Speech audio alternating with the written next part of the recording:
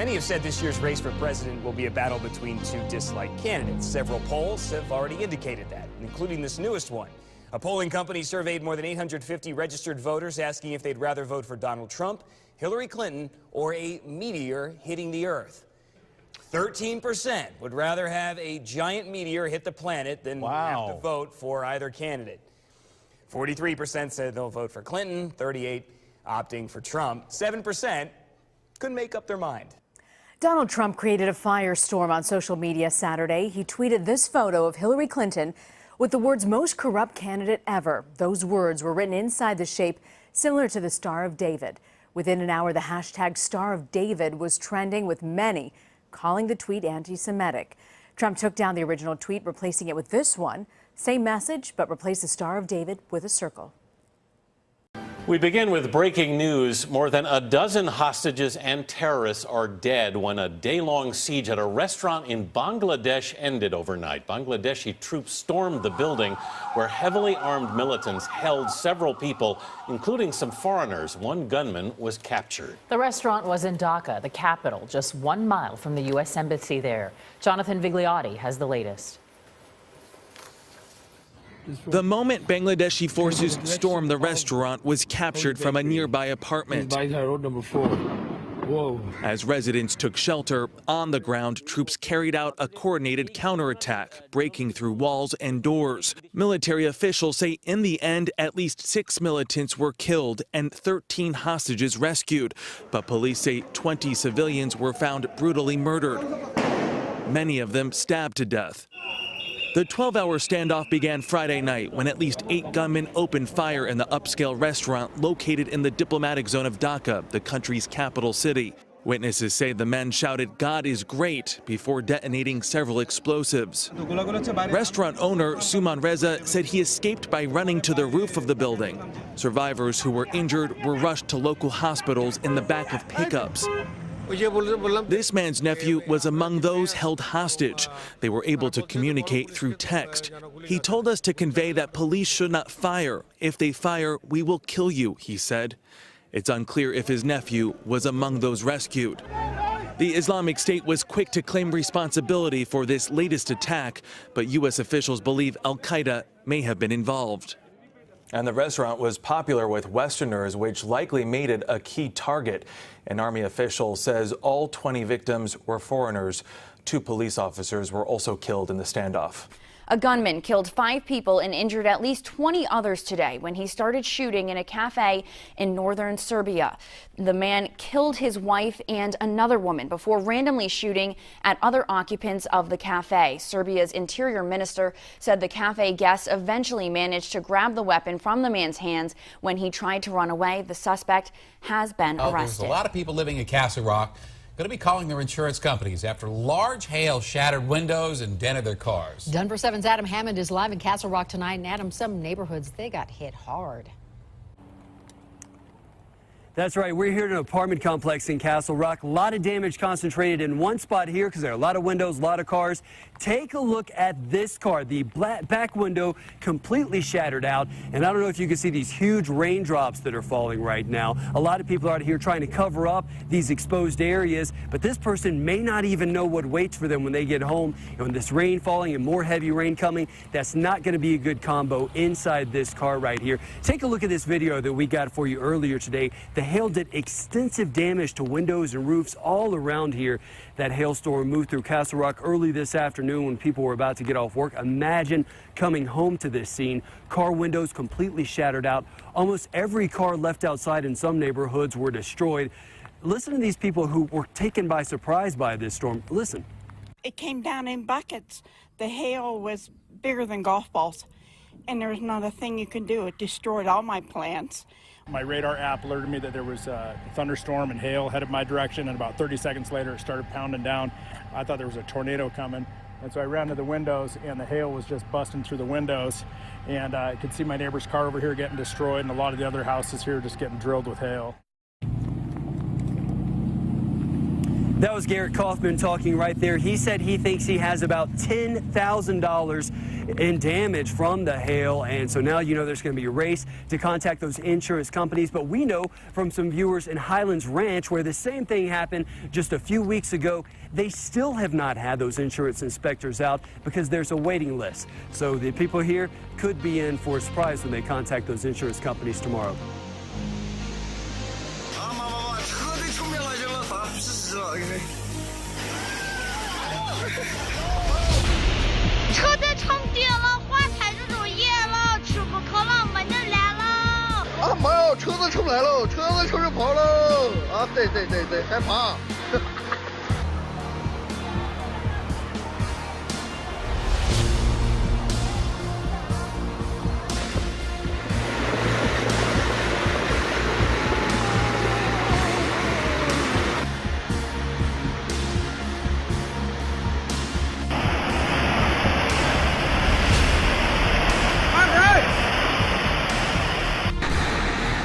These images have been common in China in recent weeks. Heavy rains and storms have battered the country, causing severe flooding in many areas. In the city of Tongcheng in eastern China, floodwaters broke an elevated flume at a reservoir on Sunday. The incident happened after 3 days of extraordinary rainstorms. On the same day in central China's Enshu city, 18 people were trapped by landslides triggered by torrential rain. In Jinshan in Hubei province, water broke through dams and reservoirs, flooding farmland. Roads were damaged and houses were submerged so that only their rooftops could be seen. There hasn't been rain like this in decades. I'm 74. I have never seen rains like this before in my life. It's scary. In Jiangsu province's Yixing city, record high flood levels hit all the surrounding rivers. Floods caused power failures, affecting more than 6,000 families. Similar scenarios were also seen in central Hunan province, southwestern Guizhou province, and the southern Guangxi-Zhuang autonomous region. Meanwhile, transportation has also been affected across the country. Extreme weather has so far forced the suspension of dozens of trains and caused widespread cancellation and delay of flights. Experts say every year the summer monsoon brings water vapour from the sea, which affects the central and lower reaches of the Yangtze River. The rain band normally forms in mid-June.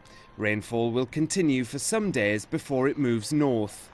This year, the rain is expected to start moving north around July 5th, when rain in the central and lower reaches of the Yangtze will decrease. To Liberia now, where flash floods have cut off the only road access to Liberia's main airport, forcing travelers to cross some sections by canoe. At certain points, the sole road between the capital Monrovia and Roberts International Airport is 1.5 meters underwater. Homes in the area have also been flooded, forcing residents to leave their possessions behind and sleep out in the open. In another area, about 8 kilometers from the airport, inhabitants have built shelters on makeshift scaffolding. Water was everywhere. When I came from work, I couldn't reach my house and everything was gone. I couldn't salvage anything. We are just living by the grace of God. Majority of the people are on the road here and by the water. No canoe to get people out. People who can swim are the people you see around the roadside here. A further 40 people have been injured, while dozens more remain missing. And local authorities said the province's Sitro district was the worst hit area, where 31 people were killed. Among them were 8 security personnel who died when floodwaters swept away their checkpost. 4 others were seriously injured. Elsewhere in the province, 4 people were killed, while 4 others were injured when the roof of their worksite collapsed. Search and rescue operations. Some areas have been seeing downpours of 30 millimeters an hour, causing property damage, injuries, and traffic jams. This marks the heaviest rainfall so far this summer, so make sure to take the necessary precautions when out and about. Experts suggest you avoid parking in underground garages and stay away from street lamps and power lines due to the risk of electric shock. When at home, check whether your pipes are functioning well, and factories and buildings are advised to follow safety regulations more closely. Residents living in low-lying areas where flooding or landslides are possible should also be aware of evacuation areas and have an emergency contact. Adding to the weather ooze, the first typhoon of the season may also affect Korea over the course of the week. Typhoon Nepatak, currently south of Guam, is forecast to move toward Taiwan in the coming days and could have an indirect impact on Korea. Well, we all know Hillary Clinton spent 3.5 hours with FBI investigators today in Washington, D.C. It's a meeting that's been weeks in the making as we wait to find out exactly what happened. Let's talk about what's next. Here to shed some light, E.J. Apt, a criminal defense attorney based in Atlanta. Thank you so much for joining us, sir. We appreciate it. Thanks for having me. Some of our viewers, of course, as we wait to find out exactly what the findings, the conclusions are, they want to know what is the possibility, what type of punishment could she be facing? What could happen next? Well, I think it's important to parse out the politics from the law. Right. If we just look at the law for a second and put the politics aside, there's really two statutes in play. There's the executive order that the Obama administration has on classified information, and separate from that, there's the Federal Records Act. The executive order essentially would, if properly analyzed, show that Hillary Clinton broke the rules. It's a rule, it's a policy, it's not a criminal law per se, so she could be found as having broke the policy by having a private email server, by not securing classified information. In terms of the Federal Records Act, there's got to be an intent to really leak or distort classified information in such a way that raises to the level of her intentionally breaking the law to disseminate classified information to parties that are not supposed to have it. So that becomes a very difficult thing for the FBI or any prosecutor to prove, because even if you show she had her own email server, even if you show she mishandled emails, even if you show she wasn't taking proper precautions, it wasn't as though she intentionally leaked. That's what I was going to ask you. How do you prove intent? You're not going to, and so then you shift to the political reality. And the political reality is that no one in the Obama administration is going to indict Hillary Clinton. The FBI director reports to the Attorney General, who reports to the President. It's a non-starter. If someone other than Hillary Clinton were to become president, you might have an indictment, but I'm not sure it would stick. The best possible outcome would be if Hillary actually becomes president, then you might get an independent counsel appointed by Congress to investigate her and prosecute her. It's still going to have a tough time making it stick. It looks and feels and tastes a lot like Whitewater from, know, a generation ago. But theoretically, if they can prove that she intentionally leaked classified information to parties that she knew did not have that clearance, she could be guilty of a federal felony and face, 20 or more years in prison. It's a serious criminal offense. I want to ask you a question because I have heard pundits make analogies, and they have said that this case, and they had drawn the analogy to General David Petraeus, of course, the former CIA director, who pleaded guilty last year to mishandling classified information. Do you think that's a fair analogy at all? That's a really good point. I don't know that it is particularly fair, because Petraeus actually took pieces of classified information that had active, ongoing combat strategies and leaked them to a reporter, to an actual journalist who was doing a biography on him, who he was, obviously having this affair with. But so what I'm understanding is you're saying intent could be proven there.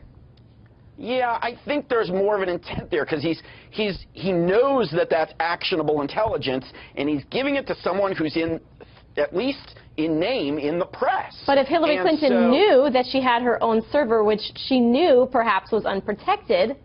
Yeah, and I think that there are clearly some advisors she was consulting that she knew did not have security clearance. But she was from the emails, if you actually sit down and read them, it looks like she's asking them questions about strategy and political advice, and she's not necessarily leaking actionable confidential information. So there may be a distinction there, both in terms of the law substantively and the intent. It's not as though she, leaked information to the New York Times and said, hey, I want you to know here's what's going on in, on the ground in Afghanistan or something like that. So I think there is sort of a difference there.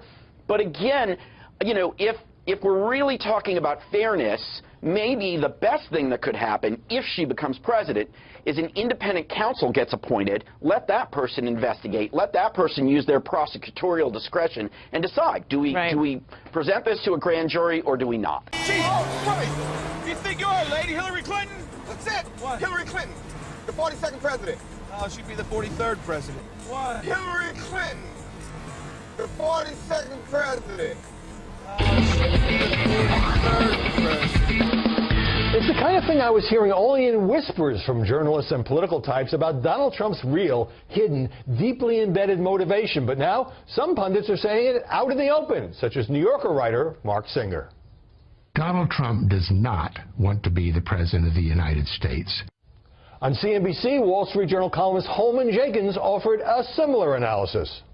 He's not taking this seriously. He's not started spending his money like he promised to. He has not broadened his appeal like he said he was going to. Does he really want to be president? I ask myself. And MSNBC's Rachel Maddow, questioning how some of the campaign spending is going to Trump businesses, said this. I mean, the expenses, when you look at what the Trump campaign is actually spending its money on, what they're actually spending their time doing, it's more like a concert tour. So the polite way to say this is it's a racket. It's not designed to necessarily win the election. Washington Post editorial page editor Fred Hyatt says maybe the Republicans could declare Trump the winner in Cleveland, then persuade him to go home. Quote, it could work, though, if, as many have believed all along, Trump does not really want to be president. He wants to be elected, sure, but does he want to serve? He wants to be respected as the champion, but does he want the prize? Another Washington Post piece floating the theory that Trump is a Democratic plant whose goal is to elect Hillary Clinton. Okay, this is mostly speculative nonsense, mostly from fierce Trump critics. I've known Trump a long time, and he's an extremely competitive guy who believes what he says, and Trump himself dismissed the idea.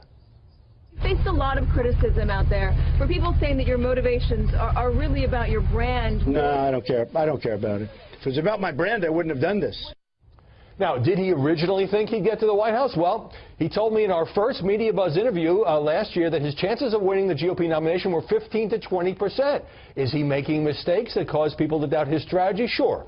But the idea this is all a branding exercise, that Trump is secretly trying to lose, well, the armchair shrinks need to come up with a better theory.